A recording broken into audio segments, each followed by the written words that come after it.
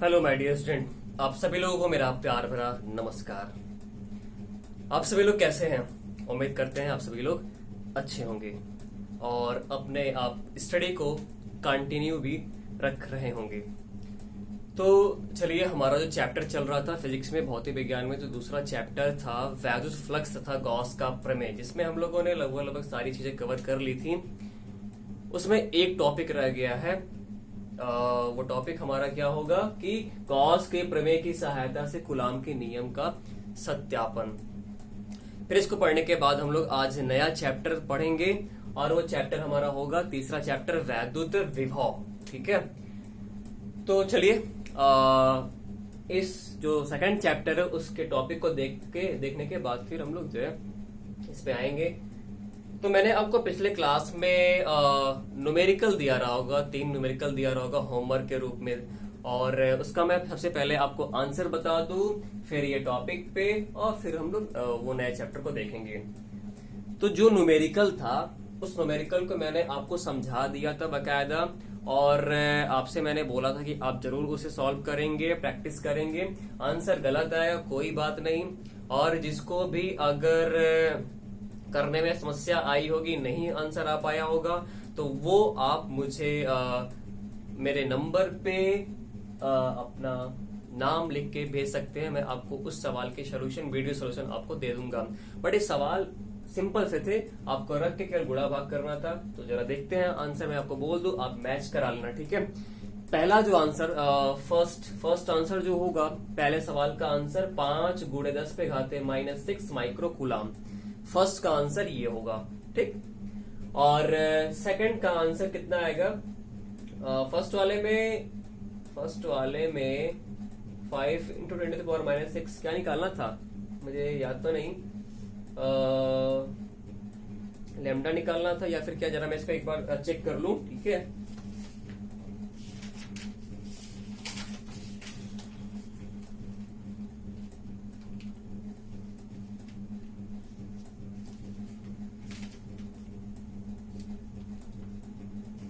हाँ जी, पहले वाले में लैम्डा निकालना था, जिसका आंसर कितना होगा, इतना माइक्रो कूलाम पर मीटर, यानी लैम्डा की वैल्यू निकालनी थी। ठीक है, तो यूनिट गलत लिखा हुआ था। सेकंड वाले का आंसर जो होगा 4.9 × 10⁻⁻10 कूलाम, इसमें आवेश ही निकालना था। और तीसरा सवाल जो था, अच्छा, ये जो 4.9 × 10⁻10 कूलाम, और ये प्लस माइनस, क्या में लिखा जाएगा, प्लस माइनस का मतलब कि एक पर इतना ही आवेश प्लस में, क्योंकि यहाँ पे 2 प्लेटें थी, एक पर प्लस और एक पर क्या होगा, माइनस होगा। ठीक है, तो ये सेकंड का आंसर। तीसरे वाले का आंसर क्या होगा, 1 × 10⁻⁻9 कूलाम। तो ये आपके आंसर थे, जिनका आंसर सही आया है उनको भी ढेर सारी बधाई, और जिनके आंसर अगर गलत भी आया तो उनको भी मेरी ढेर सारी शुभकामनाएं। वो दोबारा प्रैक्टिस करेंगे और अवश्य ही आप कर पाओगे जो है।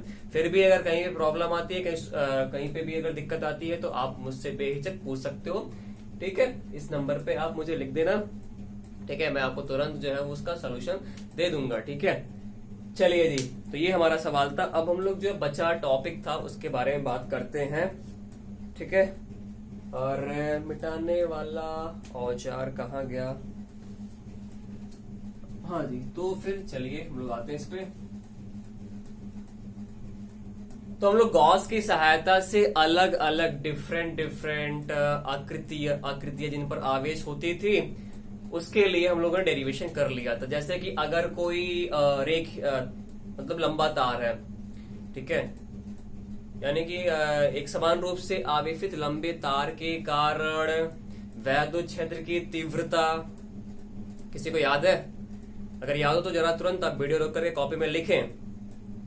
ठीक, दूसरा मैंने क्या बताया था कि एक समान गोलीय कोष, यानी अगर कोई गोलीय कोष क्या है, एक समान रूप से यूनिफॉर्मली चार्ज है, तो उसके बाह्य बिंदु पर, पृष्ठ पर और आंतरिक बिंदु पर वैद्युत क्षेत्र की तीव्रता with the help of Gauss प्रमेय, गॉस के प्रमेय की सहायता से निकाले थे। ये भी किसी को याद है? तो फिर जरा आप तुरंत कॉपी में जरा लिखे तो सही। तीसरा मैंने क्या बताया था, तीसरा कि एक समान रूप से आवेशित चादर, यानी अगर कोई चार्ज सीट है उसके लिए फॉर्मूला, यानी एक समान रूप से आवेशित चादर के लिए वैद्युत क्षेत्र की तीव्रता, फिर इसके बाद उसी को हम अचालक प्लेट भी कह सकते हैं, अचालक प्लेट। और दूसरा चालक प्लेट के लिए, किसके लिए, चालक प्लेट के लिए वैद्युत क्षेत्र की तीव्रता का मान या व्यंजक हम लोगों ने निकाला था गॉस के प्रमेय की सहायता से। फिर दो अलग अलग प्लेट थी, एक प्लस था और एक क्या था, माइनस था, और इसके बीच में वैद्युत क्षेत्र की तीव्रता और बाहर बिंदु पे हम लोगों ने इन सारी चीजों के बारे में बात किया था। याद है क्या आपको? जरा कॉपी में लिखिए और कॉपी में लिखने के बाद आप उसे मैच कराओ कि आपने सही लिखा है कि नहीं लिखा है। अगर आप सही हो तो आप अपने साथ ईमानदारी, अपनी पढ़ाई के साथ ईमानदारी बरत रहे हैं, और अगर सही नहीं है तो आप क्या हो, सबसे बड़े बेईमान। ठीक है, तो चलिए जी, क्या भाई, क्योंकि अगर आप अपने साथ ईमानदारी नहीं कर सकते हो तो फिर दूसरों के साथ तो भी पूछो ना। ठीक है, मौका मिलते ही।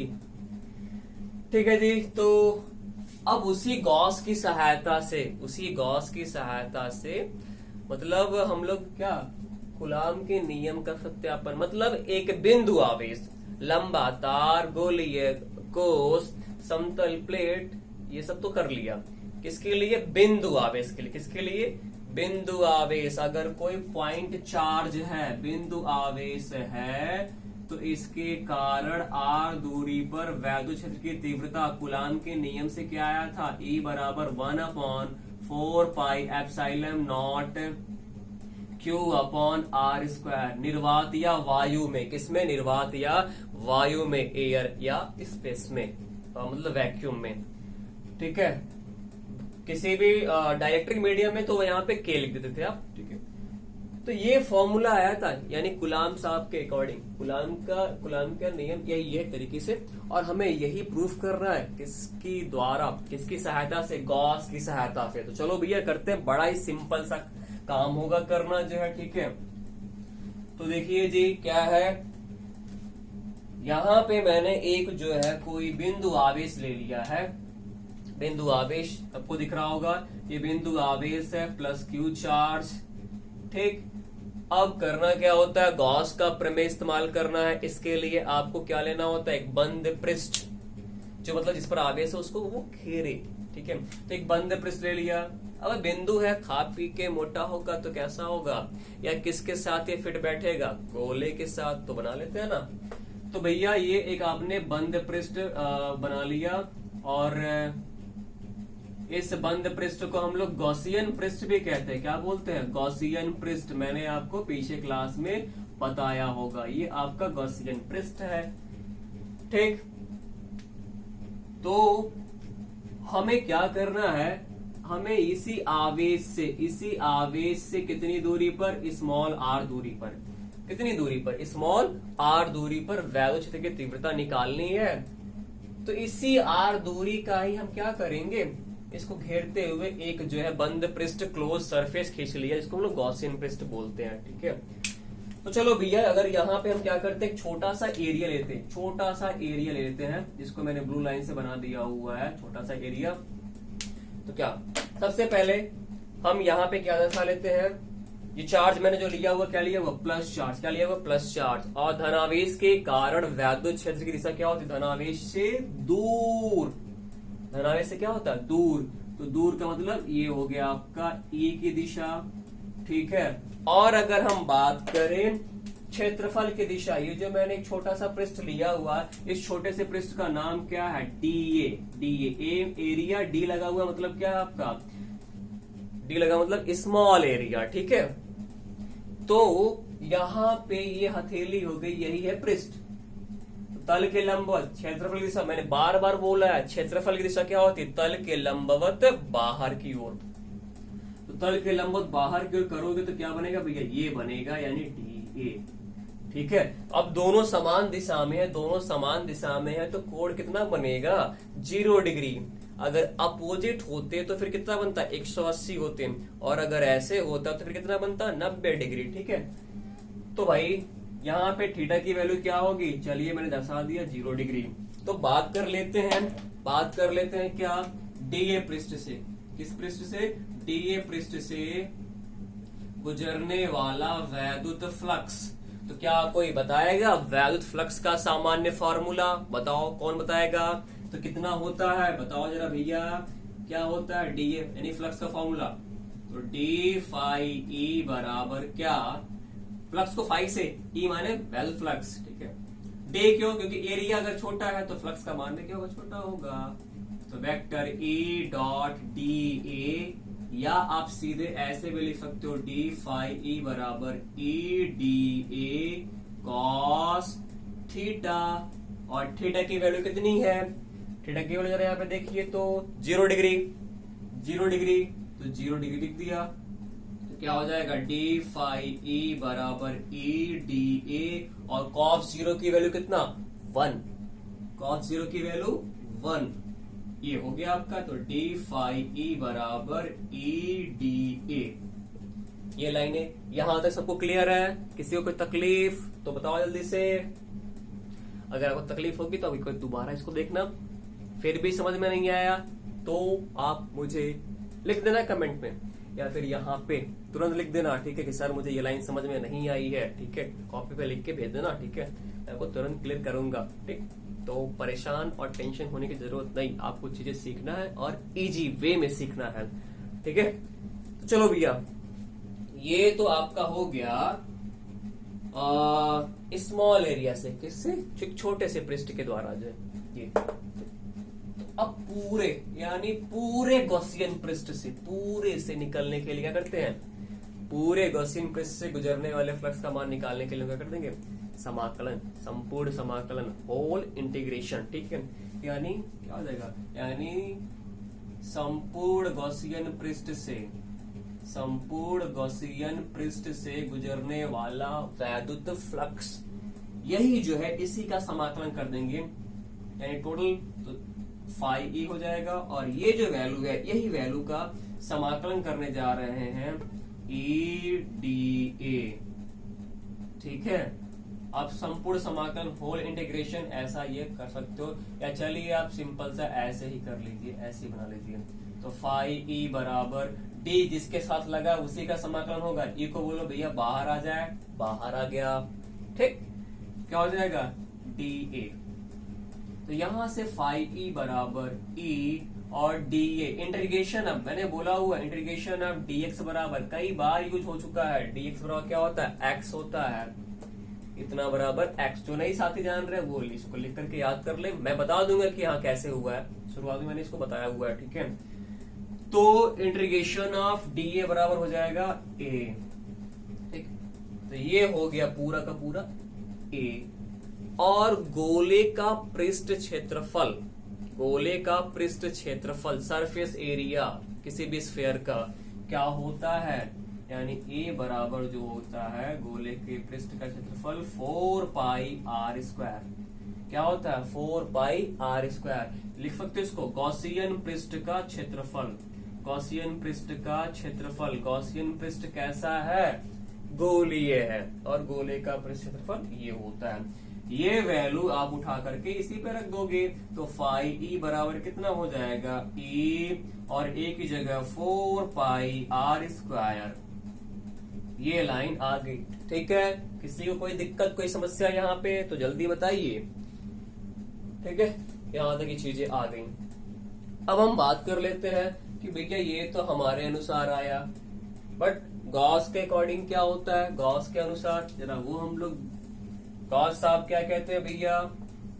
गॉस साहब यही कहते हैं, जैसे अभी मैंने, अगर मैं आपको दोबारा यहाँ पे फिगर दिखा दूं, ये एक बंद पृष्ठ था, ये कोई आवेश था, तो किसी भी बंद पृष्ठ से गुजरने वाले फ्लक्स का जो मान होता है, जो फाई होता है, वो उस पृष्ठ द्वारा घिरा आवेश, यानी उसके अंदर जो आवेश है उसका 1/ε0 गुना होता है, आसान सी भाषा में, ठीक है। बाकी इसमें थोड़ा सा लिखने का तरीका क्या है, ठीक है, वो प्रमेय मैंने आपको बताया हुआ है। तो ये यानी गॉस के अकॉर्डिंग क्या होता है? गॉस के अकॉर्डिंग अगर मैं कह दूं तो गॉस के अकॉर्डिंग फाई ई बराबर Q/ε0 ये होता है, ठीक है।